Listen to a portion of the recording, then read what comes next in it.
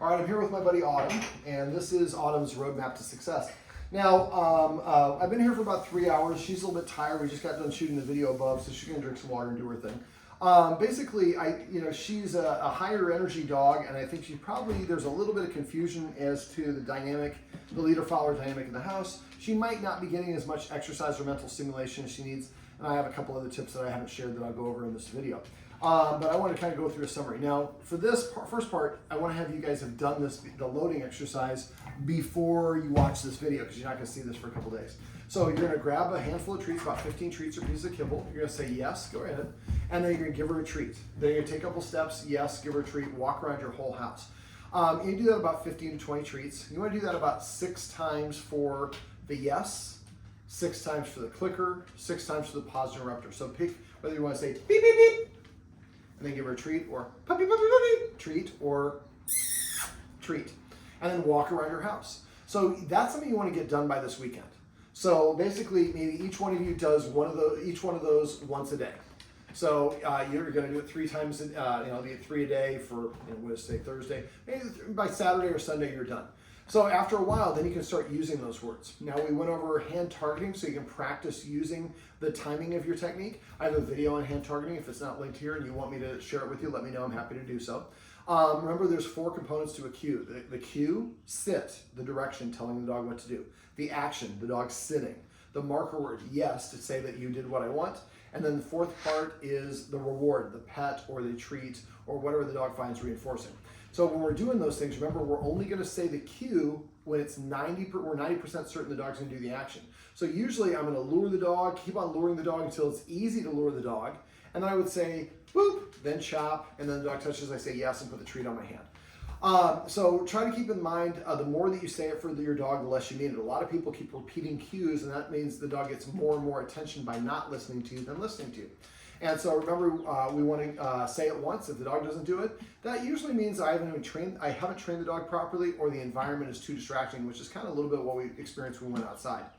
All right, let me see. What else did we go over? We went over the concept of celebrating and of manners. Celebrating is we're going to make an effort to reward her when she offers desired behavior. So make a list of yourself. What are the things that we're going to reward? Sits, comes, eye contact, laying down, dropping things, going into her kennel, going potty.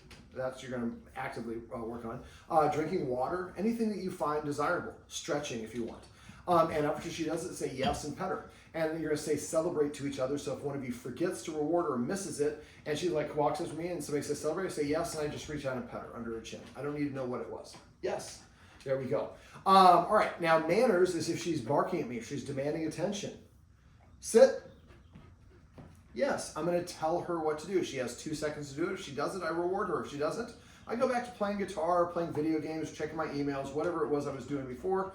I'm not rewarding her, but I'm not punishing her either. So she doesn't get attention unless she does the thing I want, if she's demanding it. Now, if you want to pet her, pet her.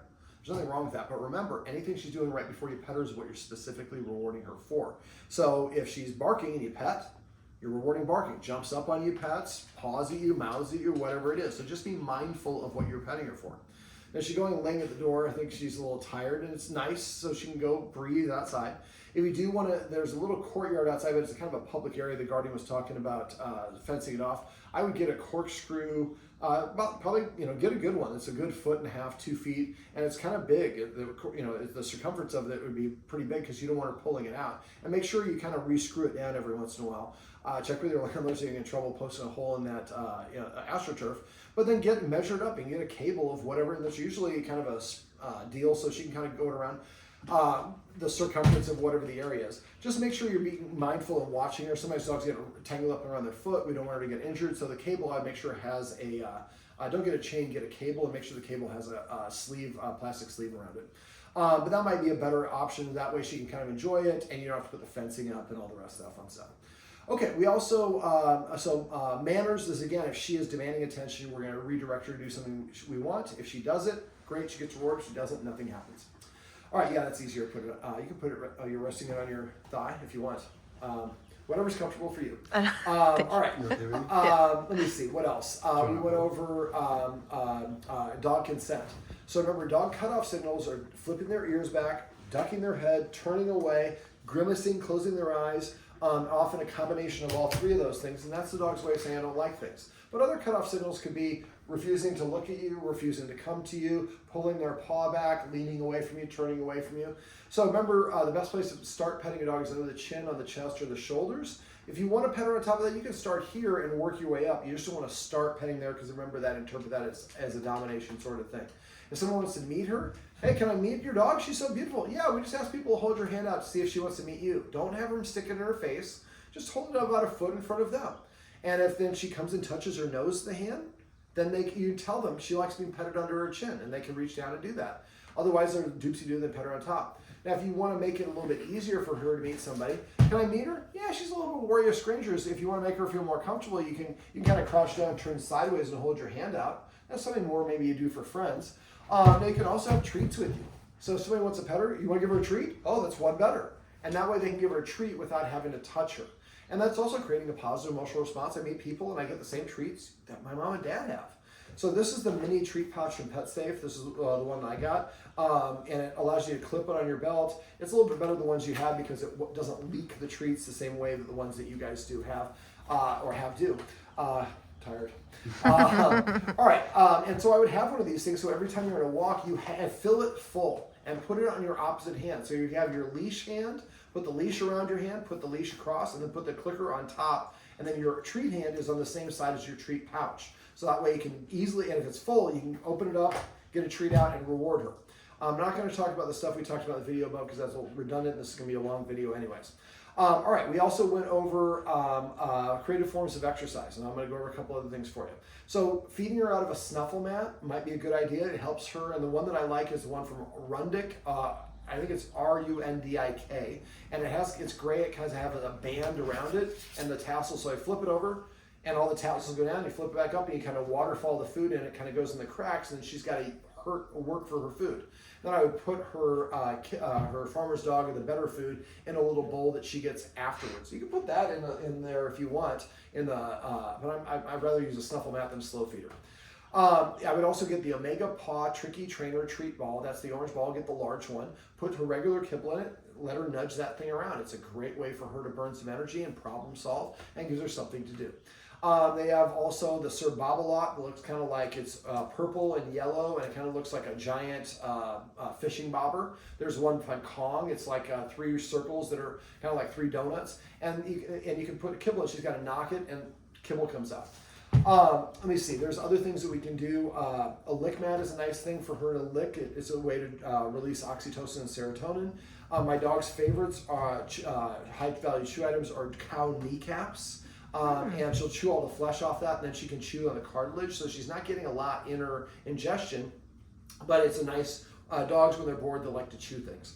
Let me see, we can also, you could get her a doggy backpack, a harness that has pockets on the side, and you put bags of sand or bottles of water. Now she's carrying, just like if I carry a rucksack, it's going to make the workout more efficient. This is the one, right, David? This green one? The Rundik, yeah, it's the one on the left. Let me see. What else would I do? Don't leave the food out for too long. So I would first feed her out of the bowl until she's eating her bowl before I switch over to the snuffle mat. Put the food down, come and invite her to eat. And if she's going to eat, say like, chimichanga or tapas. There you go. We have a Spanish flavor going on here. Tapas, and she goes over and eats her food. And when she gets done, you say yes and pet her. And then as soon as she walks away, pick up the bowl and dump the bowl empty. I'd probably get her used to eating out of just a regular bowl that way first. Once that's the case, then I would switch her over to the Rundik for the snuffle mat. She has a potty issue, so feeding her on a regular schedule and having her eat when I provide food. And if you don't eat, that's fine, but the food goes away. Get her on a regular schedule. That helps with a little bit of impulse control things as well. Let me see. Yes, that's a good celebrate. All right. We also went over cooking in the corner. If you forget how to do that one, message me, and I'm happy to link a video on that one. That's where we're throwing the treats. Something else you might want to look into is scent training. There's a guy, scent training by Ford is what I would search for. I can't remember the guy's first name, but he trains scent dogs and detection dogs.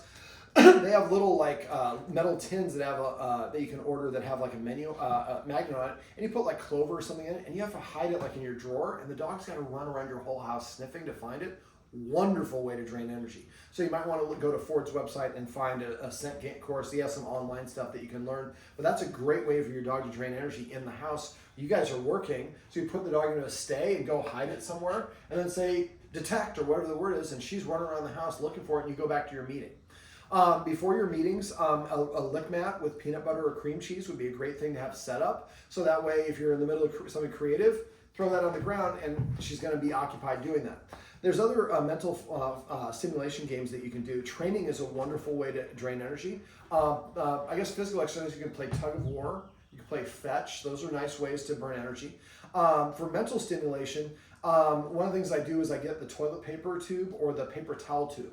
I get a piece of paper towel, I take a piece of kibble, put it there, then I crumple it up, put another piece, crumple up, and so each one has about 5 treats or pieces of kibble. Then I stuff it in the paper towel tube, I put 1 or 2 pieces of kibble, and I repeat that for about 5 to 7 sheets of kibble. So now you have this tube with these wads of paper, or whatever it is, with these kibble. So she's got to rip it open, unwrap it to find these pieces of kibble. Brain exercise game.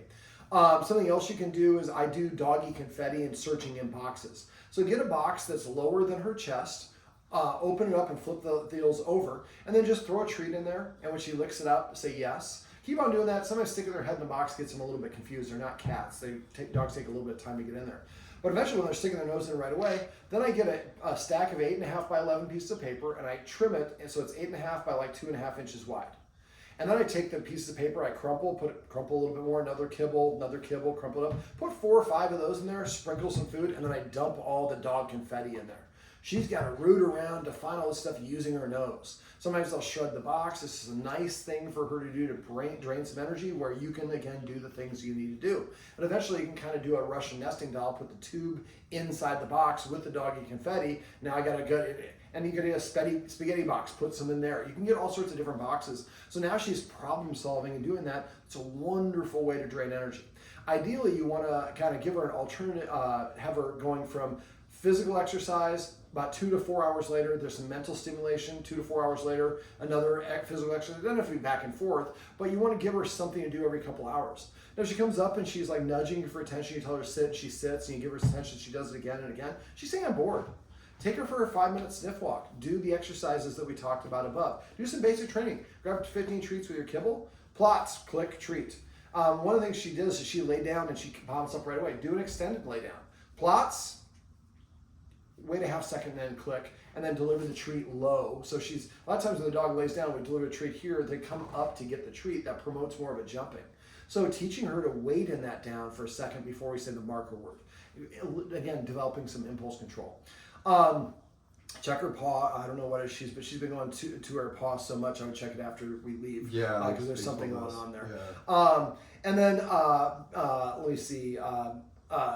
Coming up with a routine where you have different things that you're doing, but training should be like 2 or 3 minute training schedules a day. So, or 1 to 2 or 3 minute training lengths for each training session. Always end on a good one. Now, if I'm actively training, I'm using the clicker. The rest of the time I use yes.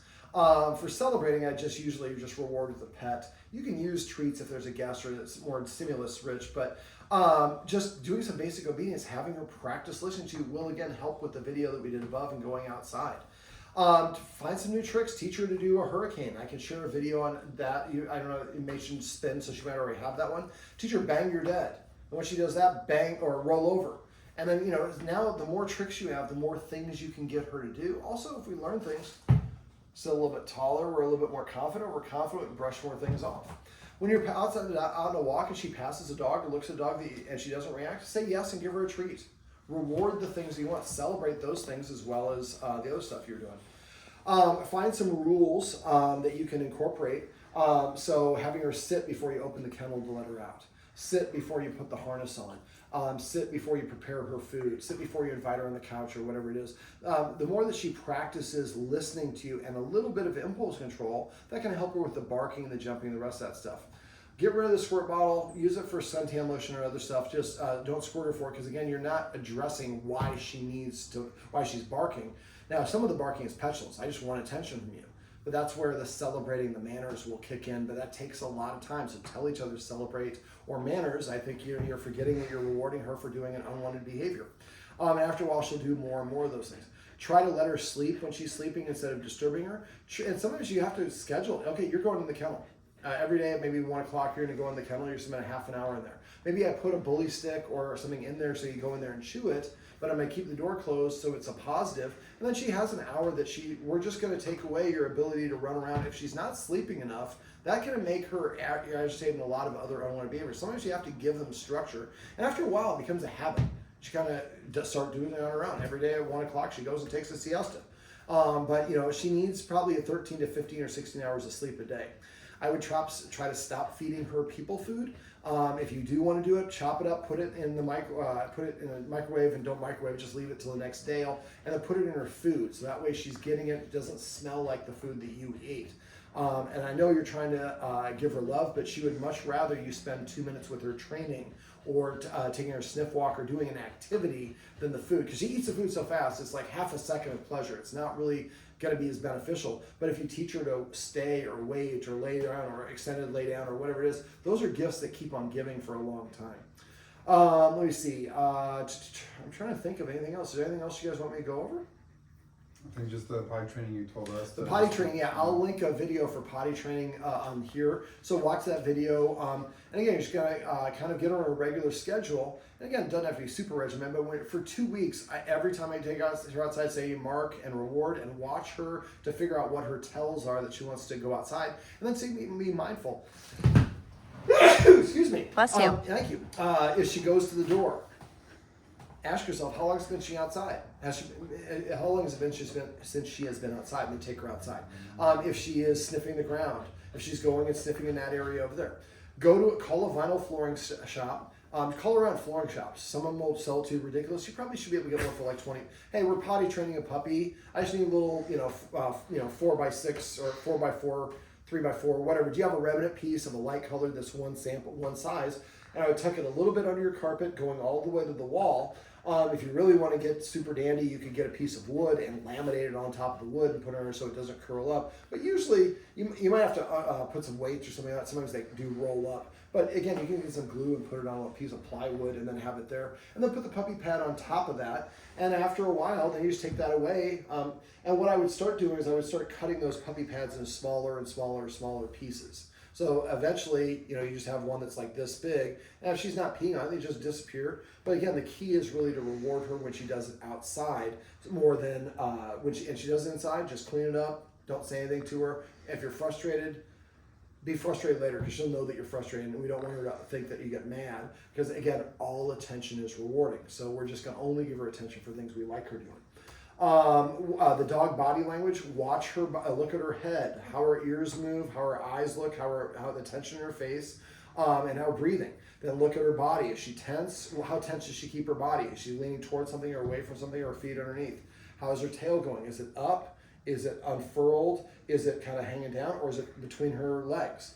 When she's relaxed. And then when one of you, the other partner, comes home, look at the differences in those things. And so now you can calibrate what she looks like, her ears look like when she's happy.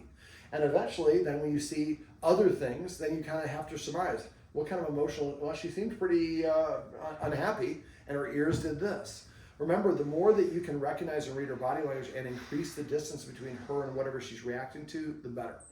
Now for separation anxiety, you're doing a good job of not lifting up or not giving her attention when you come and go. Other things you might want to do, she's laying on the floor right now, but if I go, this is a different sound than your keys, but if you click up your keys and she gets up, just put them back down.